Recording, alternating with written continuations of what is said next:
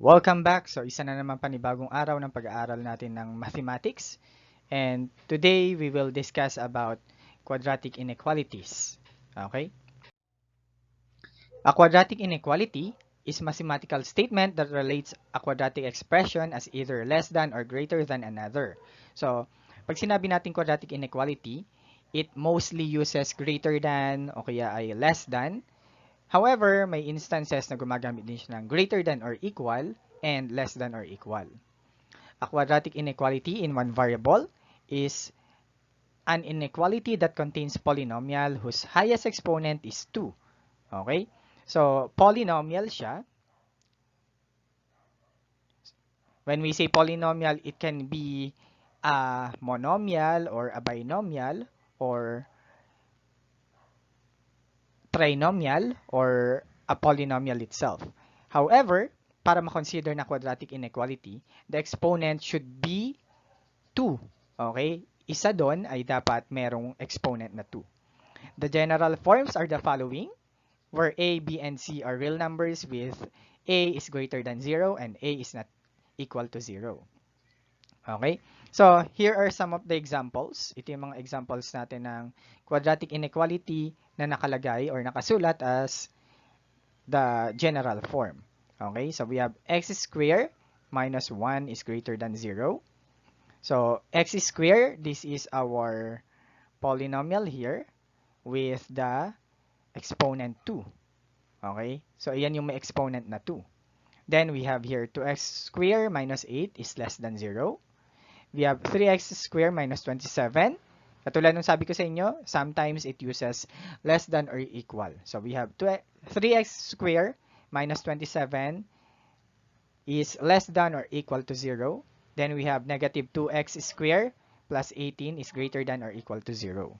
So, all these examples are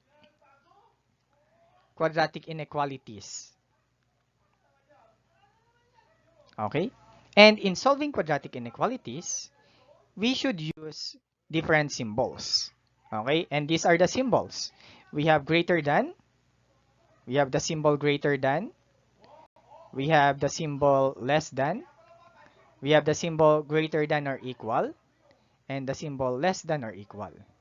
And ano yung kinalaman nila dito sa hollow circle, solid circle? Kapag sinabi natin greater than or less than, in plotting a point using the given inequality, we will use hollow circle. Hollow circle, bilog na walang shade sa loob. Okay, so it's just a circle. Then, greater than or equal to and less than or equal to, it uses solid circle. So, yung circle na gagamitin natin in plotting the point or the points should be a circle with a shade. Okay? So, solid circle siya. Example, we have x squared is greater than 1 and 2x squared minus 8 is less than 0. So, itong mga examples natin na to, these are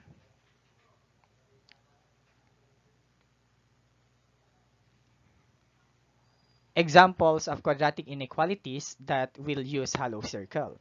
Then, we have 3x squared is less than or equal to 27 and negative 2x squared plus 18 is greater than or equal to 0.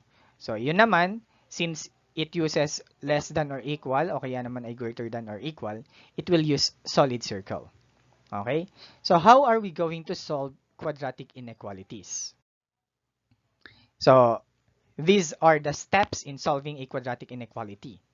First one, transform the given quadratic inequality into a quadratic equation.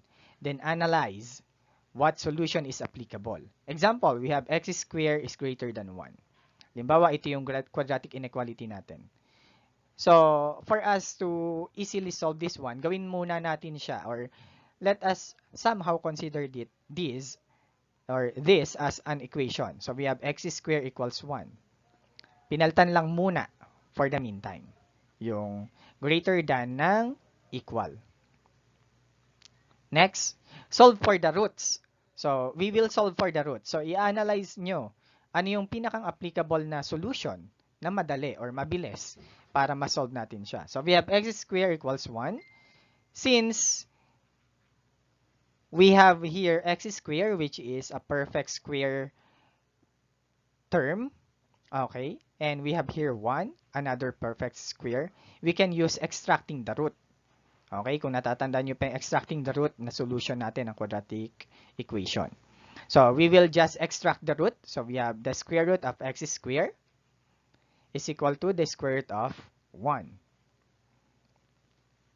Then, we all know the square root of x squared is x. Okay, because x times x is x squared. Then, the square root of 1 is either positive or negative 1. Okay, then we will just separate. Pag-iwalayin lang natin yung dalawang solution. So we have x sub 1 equals to 1, and we have x sub 2 is equal to negative 1. So these are the solutions, or these are the solution set for x squared equals 1. Okay, however, hindi pa dyan nagtatapos yun. So since we are dealing with quadratic inequality, we will use the roots to determine critical points. So gagamitin natin itong mga roots na to para mag-analyze tayo ng mga critical points. When we say critical points, ito yung mga possible points na maiplot natin in order to determine the solutions for the quadratic inequality. Okay, so yung equal sign na nakikita nyo, papalitan na natin yan ng inequality symbols. Example, we have x is less than 1. Then we have x is greater than negative 1. So, yung 1 and negative 1, nakuha natin sa roots. Then, let's have another one. Okay, so we have x is less than negative 1 and x is greater than 1. Okay, so ganun pagbasa nun. Starting from the middle. X is less than negative 1 and x is greater than 1. Okay, so these are the intervals. Ito yung mga intervals na gagamitin natin to determine the actual solution set for our quadratic inequality. Okay? So, lagay lang ulit natin. Then after that, choose a test point by analyzing in the number line, then graph. So, ito yung number line natin. Okay, bakit number line lang?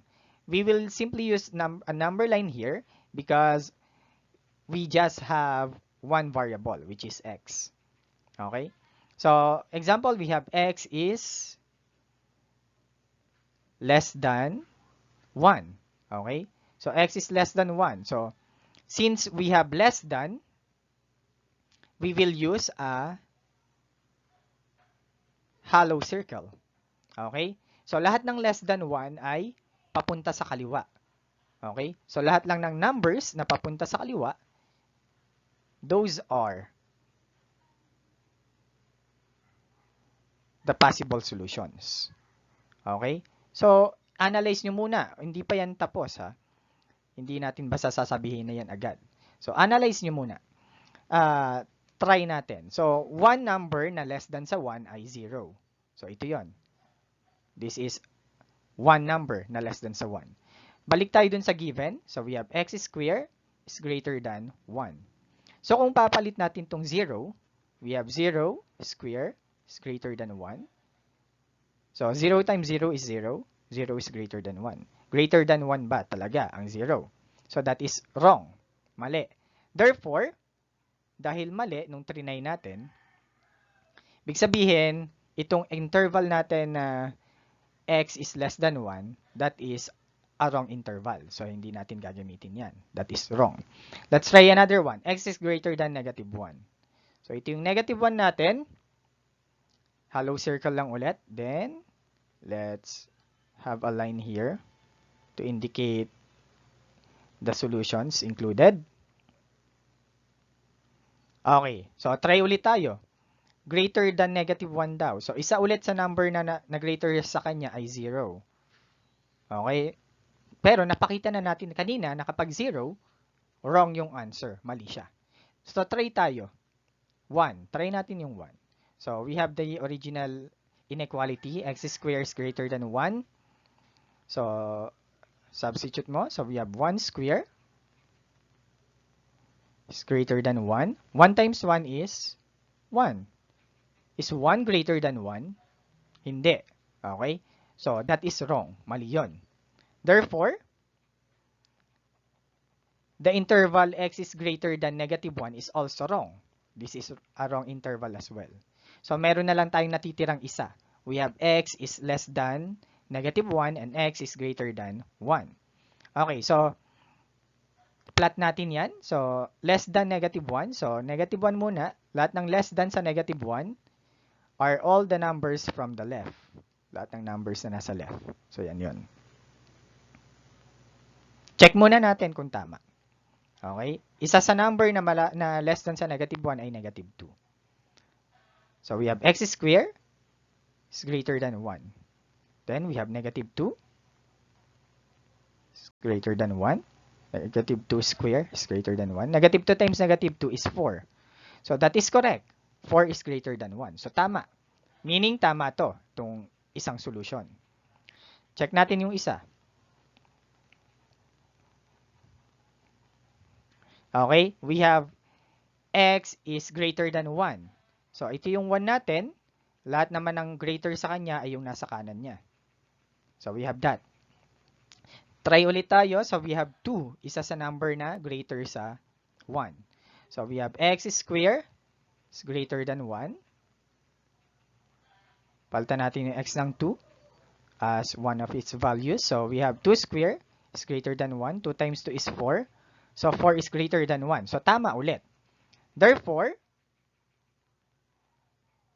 the correct solution set will be x is less than -1 and x is greater than 1. Okay? So, to write that, we have SS, or the solution set, is equal to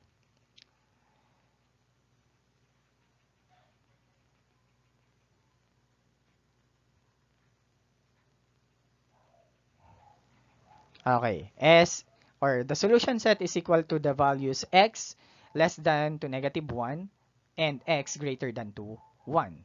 Okay? So, after that, we may now proceed para mas ensure natin. Let us check the solution set from the original inequality. However, napakita na rin naman natin to by analyzing. Okay, so example, balik tayo. X squared is greater than 1. That is our given. Ang solution set natin ay -1, or rather, x is less than -1 but greater than 1. So, isip ka lang ng number na within them. So, we have -2. Okay, naipakita na rin natin to. So, -2 squared is greater than 1. -2 times -2, we have 4. Therefore, 4 is greater than 1. That is correct. And hence, the solution set that we obtained is correct and the graph is correct as well. Okay? So, naintindihan ba? That is our quadratic inequalities and how we are going to solve them. Okay? So, if you have no more questions, thank you for listening. But if you have questions, you can just simply write your questions below sa comment sections natin para mas ma-discuss pa natin ng mas malinaw pa. Okay? And that's all for now. Always keep safe, everyone. Thank you very much.